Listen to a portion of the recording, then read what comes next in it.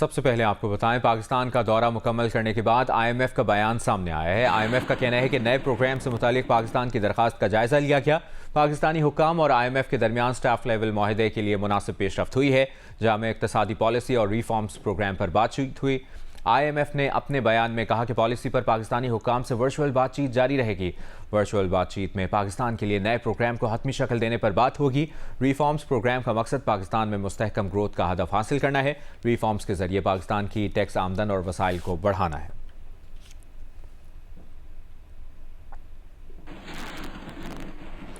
IMF से staff level माहिदे की जानिब पेशरफ्त और मुत्तहिदा अरब अमारात के 10 अरब डॉलर्स की समाकारी की खबरों पर पाकिस्तान स्टॉक एक्सचेंज में मुस्बत रुझान देखा गया है। कारोबार के दौरान 900 पॉइंट्स का इजाफा हुआ। 100 इंडेक्स 76,000 पॉइंट्स की रिकॉर्ड सतह उबूर कर गया।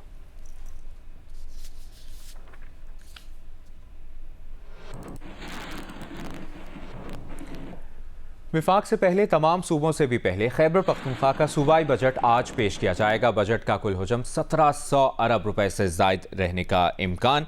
कम से कम उजरत और सरकारी मुलाजमीन की तनख्वाहों में इजाफा मुतवक्के है। वज़ीर ख़जाना का माजी के बजट से मुख्तलिफ और सरप्लस बजट बनाने का दावा सामने आया है। खैबर पख्तूनख्वा हुकूमत के मुशीर बैरिस्टर सैफ ने सूबे के माली मसाइल का जिम्मेदार विफाक को करार दे दिया। कहा, विफाक फंड्स रिलीज करे तो सूबे के मुआशी मामला ठीक हो जाएंगे। तफसील जानते हैं नुमाइंदा जियो न्यूज़ नादिया सुबुई से। पेश करने जा रही हुकूमत आज सालाना बजट बराए 2024-25 पेश करने जा रही है। इस काबीना का इजलास जारी है। काबीना में मजबूरी तौर पे बजट तजावीज़ की मंजूरी दी जाएगी। असेंबली का इजलास 3 बजे तलब किया गया और असेंबली के इजलास में बजट पेश किया जाएगा। अगर हम बात करें मजबूरी तौर पे बजट की, तो खैबर पख्तूनख्वा का बजट के बारे में कहा जा रहा है कि सरप्लस बजट है। मुशीर खजाना खैबर पख्तूनख्वा मुज़म्मिल असम का कहना है कि ये अवामी बजट होगा और अवाम को सहूलियात देने के लिए बहुत सारे टैक्सेस भी इसमें नहीं लगाए गए। अगर हम बात करें मजबूरी तौर पे खैबर पख्तूनख्वा के बजट की, तो इसका तखमीना 1754 अरब रुपए लगाया गया है, जिसमें 100 अरब रुपए जो हैं वो सरप्लस रखे गए हैं। मजबूरी खर्चात जो हैं 1654 अरब रुपए की हैं, जबकि जो सरकारी मुलाजमीन के लिए खुशखबरी ये है कि 10% उनको जो तनख्वाहें हैं उसमें इजाफा दिया जा रहा है। और अहम अपडेट ये भी है कि के इलेक्ट्रिक ने आवाम पर बिजली गिराने की ठान ली है। बिजली के बुनियादी टैरिफ में 10 रुपये 69 पैसे फ़ी यूनिट का इजाफा मांग लिया है। बिजली का बुनियादी टैरिफ 44 रुपये 69 पैसे फ़ी यूनिट मुकर्रर करने की इस्तदा की गई है। इस वक्त बुनियादी औसत टैरिफ 34 रुपये फ़ी यूनिट बनता है। के इलेक्ट्रिक ने 7 साल के मल्टाई एयर टैरिफ के तहत बुनियादी टैरिफ में इजाफा मांगा। 2023 से 2030 तक का मल्टाई एयर टैरिफ मुकर्रर करने की दरख्वास्त नेपरा में जमा करा दी।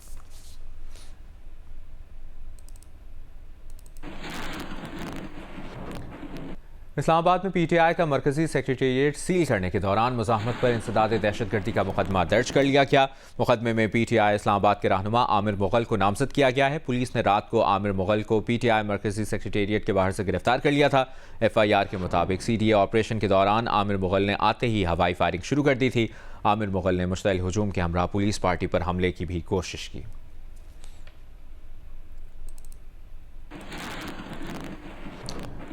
गुज़श्ता शब CDA की जानिब से इस्लामाबाद में PTI के मरकजी सेक्रेटेरिएट को सील कर दिया गया। गैर कानूनी तजावुज़ात के खिलाफ कार्रवाई करते हुए इमारत का एक हिस्सा गिरा दिया गया। इमारत का मलबा अभी भी ग्राउंड में मौजूद है। इसकी तफसील बता रही हैं ज़रमीन ज़हरा। जी बिल्कुल, इस वक्त मैं मौजूद हूँ तहरीक इंसाफ के सेंट्रल सेक्रेटेरिएट दफ्तर के अंदर G8 4 में, जो कि मौजूद है। यहाँ पर गुज़श्ता रात CDA की जानिब से गैर कानूनी तजावुज़ात के खिलाफ ऑपरेशन किया गया। मेरे कैमरामैन अगर दिखा सकें, ये वही लॉन वही ग्राउंड है जहाँ पर तहरीक इंसाफ की जानिब से मुतअद्दिद बार प्रेस कॉन्फ्रेंसेस की जाती रही, चाहे वो तहरीक इंसाफ की हुकूमत हो या उसके बाद भी यहाँ पर प्रेस कॉन्फ्रेंसेस होती रही हैं। CDA का ये मौक़िफ़ है कि ये प्लॉट जो है, इसके साथ मुहल्लिका इमारत जो है वो गैर कानूनी तौर पर तामीर की गई है और इमारत की जो एक और मंजिल है, इजाफी मंजिल, वो भी यहाँ पर गैर कानूनी तौर पर बनाई गई है, क्योंकि इस्लामाबाद में इस इजाफी मंजिल बनाने की CDA की जानिब से इजाज़त नहीं है। CDA का ये भी बताना है कि इसके मालिक को मुतअद्दिद बार जो है वो नोटिस जारी किए गए, जिसके बाद जवाब नहीं दिया गया, जिसके बाद ये कार्रवाई की गई है। ये रात को हमने ये भी देखा कि जब CDA का ये ऑपरेशन किया जा रहा था तो तहरीक इंसाफ के कारकुनान ने मुज़ाहमत करने की कोशिश की पुलिस के साथ। थोड़ा कुछ तसादुम भी हुआ, जिसके बाद देखा गया कि आमिर मुगल जो तहरीक इंसाफ के रहनुमा है, उनको गिरफ्तार कर लिया गया और आज मुकदमा जो है उनके खिलाफ दर्ज कर लिया गया है। इंसदाद दहशतगर्दी का मुकदमा दर्ज किया गया है। यहाँ पर कुछ मलबा अभी भी मौजूद है, जबकि इमारत का जो मरकजी दरवाज़ा है उस पर CDA की जानिब से जो इस इमारत को सील करने का नोटिस जो है वो भी जस्पा कर दिया गया है। लाहौर हाईकोर्ट ने पेमरा की जानिब से अदालती कार्रवाई की कवरेज पर पाबंदी के खिलाफ दरखास्तों पर पेमरा को नोटिस जारी करते हुए 29 मई को जवाब तलब कर लिया है। अदालत ने दरखास्त गुजार की फौरी हुक्म इम्तनाई की इस्तदा मुस्तरद कर दी। दरखास्त गुजार के वकील ने मौक़िफ़ अपनाया कि पेमरा कानून के तहत चैनल्स के लिए कोड ऑफ कंडक्ट मौजूद है। पेमरा ने नोटिफिकेशन के जरिए अदालती कार्रवाई के टिकट्स और हेडलाइंस चलाने पर पाबंदी लगा दी है। कोर्ट रिपोर्टर ट्रेनिंग के बाद रिपोर्टिंग करते हैं। अगर किसी अदालती कार्रवाई की हुक्म अधूरी हो भी जाए तो पेमरा की काउंसिल ऑफ कंप्लेंट में मामला जाएगा। पेमरा के वकील आरिफ रांझा ने मौक़िफ़ अपनाया कि दरखास्तें काबिल समात नहीं। इस्लामाबाद हाईकोर्ट में केस ज़ेर समात है। अदालत ने मज़ीद कार्रवाई 29 मई तक मुलतवी कर दी। गर्मी की शदीद लहर से सिंध के बेशतर शहरों में दर्जा हरारत 50 डिग्री तक पहुंच गया है। पंजाब में भी गर्मी, हब्स और लोड शेडिंग की वजह से शहरी बेहाल है। के बेशतर इलाकों में गर्मी की शिद्दत बढ़ने से हीट वेव जारी है। शदीद गर्मी के सबब गैस्ट्रो डायरिया के मरीज अस्पताल लाए जा रहे हैं। मुख्तलिफ शहरों में हीट स्ट्रोक से बचाव के लिए महकमा हेल्थ ने जगह जगह फ्री मेडिकल कैंप का इनेकाद किया है। घोटकी समेत कई इलाकों में गर्मी से निढाल शहरियों के लिए चौराहों और बस स्टॉप पर ठंडे पानी के इंतजाम किए गए हैं। ठट्ठा में कौमी शाहरा पर मशरूबात के ठेलों पर रश बढ़ गया है, जबकि सखर में बर्फ की कीमतों में 10 से 15 रुपए फी किलो का इजाफा कर दिया गया है। जैकबाबाद, नवाबशाह, दादू, हैदराबाद में दर्जा हरारत बढ़ने से कारोबारी जिंदगी मुतासिर है। यही हाल पंजाब का है, जहां गर्मी के साथ लोड शेडिंग भी जारी है। गर्मी को कम करने के लिए कोई ठंडे मशरूबात का इस्तेमाल कर रहा है तो कोई नहरों, स्विमिंग पूल्स में डुबकियां लगा रहा है। बलूचिस्तान के मैदानी इलाकों में भी दिन भर गर्म हवाओं का राज है, जबकि बिजली की बदतरीन लोड शेडिंग से शहरियों का बुरा हाल है। खैबर पख्तूनख्वा के बेशतर अजला में मौसम गर्म और खुश्क है। महकमा मौसमियात का कहना है कि रवां हफ्ते मुल्क के बेशतर इलाके शदीद गर्मी की लपेट में रहेंगे। कराची में इन दिनों मौसम गर्म और मरतूब है। हवा में नमी के ज़ायद तनासुब के बायस सुबह से ही दर्जा हरारत की शिद्दत 40 डिग्री सेंटीग्रेड से तजावज़ कर जाती है। रिपोर्ट कर रही हैं उनीबा ज़मीर शाह। सिंध के अक्सर मकामात इन दिनों गर्मी की लहर की लपेट में है, जो रवां साल की शदीद और तवील दौरानिए की गर्मी की लहर साबित हो रही है। और सिंध के अक्सर मकामात पर दर्जा हरारत मामूल से 4 से 8 डिग्री सेंटीग्रेड ज़ायद रिखट किए जा रहे हैं। कराची में भी मामूल से दर्जा हरारत ज़ायद रिखट किए जा रहे हैं और कराची में दिन के बेशतर हिस्से में मौसम गर्म और मरतूब रहता है। मतला साफ रहता है और धूप की शिद्दत बहुत ज़्यादा महसूस की जाती है। समुद्री हवाएं चलती रहती हैं। इस वक्त भी समुद्री हवाएं 18 से 20 किलोमीटर फी घंटा की रफ्तार से चल रही हैं। समुद्री हवाएं चलने की वजह से हवा में नमी का तनासुब ज़ायद रिखट किया जाता है। यही वजह है कि सुबह से ही कराची में जो दर्जा हरारत को महसूस करने की शिद्दत है वो 40 डिग्री सेंटीग्रेड से ज़ायद रहती है। कराची में इन दिनों ज़्यादा से ज़्यादा दर्जा 36 से 38 डिग्री सेंटीग्रेड के दरमियान रहने का इम्कान है।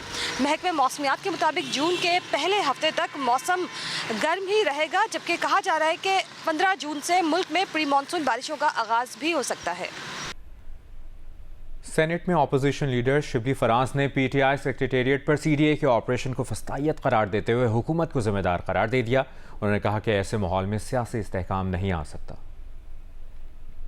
पाकिस्तान तहरीक इंसाफ के सेंट्रल ऑफिस पे जिस तरीके से उसको गिराया गया, ये इनके ईमा पे हो रहा है। ये एक सियासी तौर पे मुकाबला नहीं कर सकते। पाकिस्तान तहरीक इंसाफ का ये इस ओछे हथकंडों पे उतर आए हैं। जो फस्तायत, जुल्म, जबर आपने शुरू किया हुआ है और ये all this is happening under your watch. आप ऐसी हरकतें कर रहे हो जिससे कि न तो इस मुल्क में जमहूरियत, न इस मुल्क में वोट का तकद्दुस, न इस मुल्क में जो रवादारी है वो पनप रही है।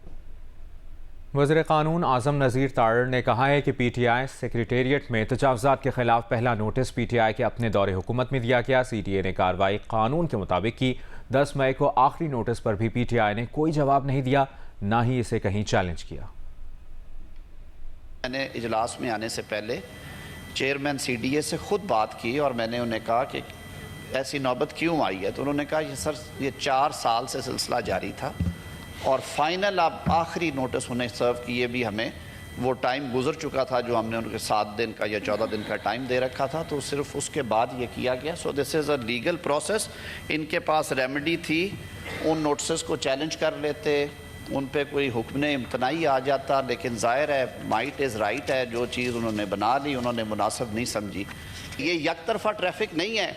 कौम को मालूम है किस किस्म की फिस्तायत 2018 से 2022 तक इस मुल्क में मुसल्लत थी, सियासी असीरान की तादाद क्या थी, सियासी मुखालफीन को दीवार से लगाना तो दूर की बात है, दीवारों में चुना गया।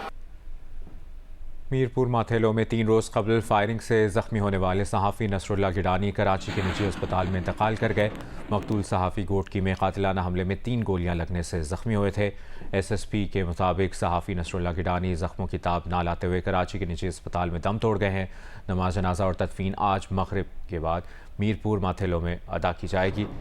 सहाफ़ी को 3 रोज़ कबल मीरपुर माथेलो में कातिलाना हमले का निशाना बनाया गया था। मकतूल के 3 गोलियां लगी थीं। वाक़या का मुकदमा अब तक दर्ज नहीं हो सका।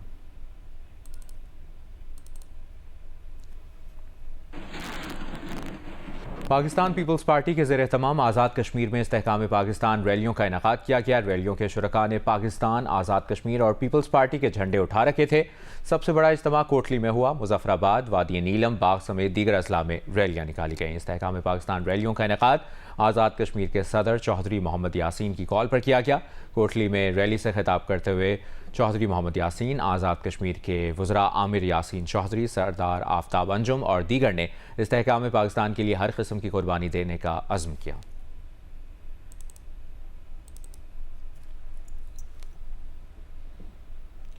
इंसदाद दहशतगर्दी अदालत ने PTI रहनुमा आमिर मुगल के खिलाफ CDA पुलिस एहलकारों पर हमलावर होने के केस में पुलिस की जिस्मानी रिमांड की इस्तदा मुस्तरद करते हुए जुडिशल रिमांड पर जेल भेज दिया। आमिर मुगल को ATC जज अबुल हसनात ज़ुल्करनैन की अदालत में पेश किया गया। जज अबुल हसनात ने इस्तफसार किया कि आमिर मुगल पर क्या इल्ज़ाम है, जिस पर तफ्तीशी अफसर ने बताया कि आमिर मुगल से रॉड बरामद करना है।